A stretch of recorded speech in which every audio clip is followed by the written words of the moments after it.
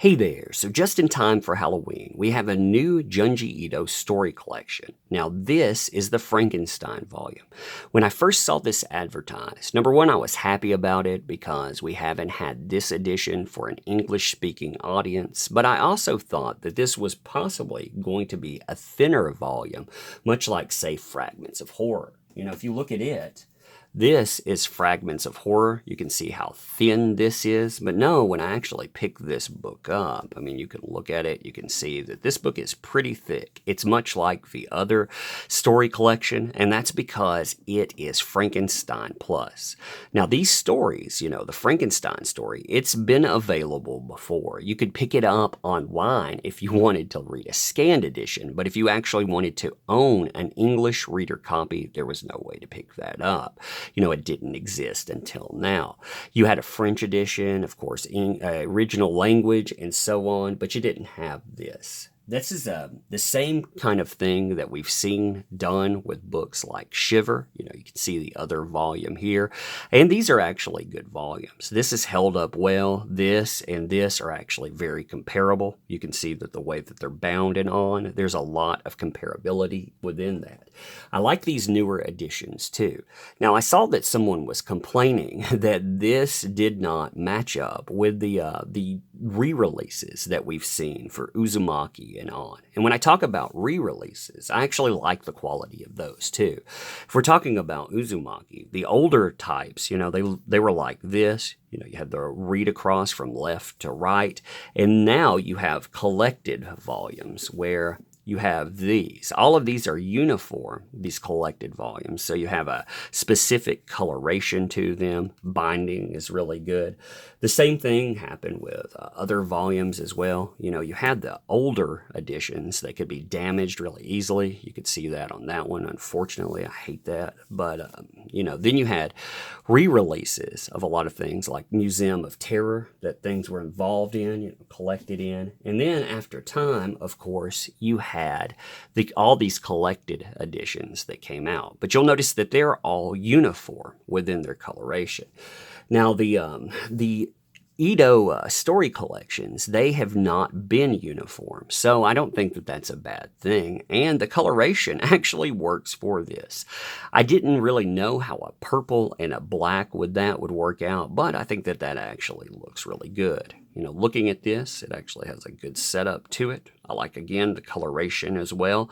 And when you read the back, it talks about, you know, Junji Ito meets Mary Shelley, and it mentions the other stories. Like I said, I did not see that in all of the early notes, so I want to go over the names of those with everybody to make sure, and I'll showcase a bit of art. I do not want to ruin this story.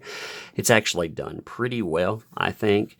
And the Frankenstein story, you know, you have it, and it comes in at 186 pages is where it ends. 187 picks up with Next Spectre. Then you have Bog of Living Spirits, Pen Pal, Intruder, The Strange Tale of, another of The Strange Tale of. This is The Walls, The Hell of Doll Funeral, Face Firmly in Place, and then you have the family dog stories, Boss Non Non and Hide and Seek with Boss Non Non. Now that's actually quite a bit for this book. I mean, when you look at it, again, if you look at it and compare it to, say, a Fragments of Horror, a newer iteration, you can see how thin that was. But this is really comparative with size to the other edition that came out, you know, with Shiver. I think that's a good collection too. Now, looking at the artwork, I actually never imagined him doing a Frankenstein story, but it fits really, really well. You can see the way that that's set up there. I've read this before. I've actually read scanned editions of it, and I thought that it did a great job there. You can see the way that this comes across here. At long last, I have unlocked the mysteries of life. Tonight, I become a god. You can see the horror look. I really like the way that Frankenstein's monster is portrayed within this. You know, you have the classic story that's being portrayed throughout the book, and it continues with that. I have to give props to that style. Like I say, I never imagined this style being utilized to tell this tale, and it does a great job with it. You know, it goes through, you can see again the classic tale to it, and it's one that I'm actually been happy about.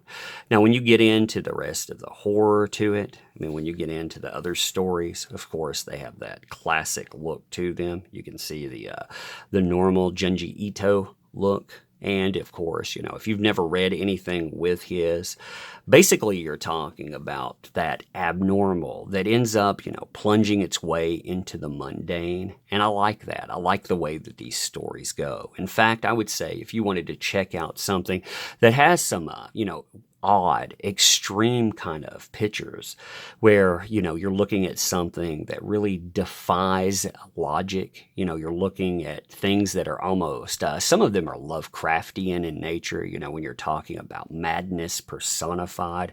Some of them are good tales. Well, these are good things to pick up.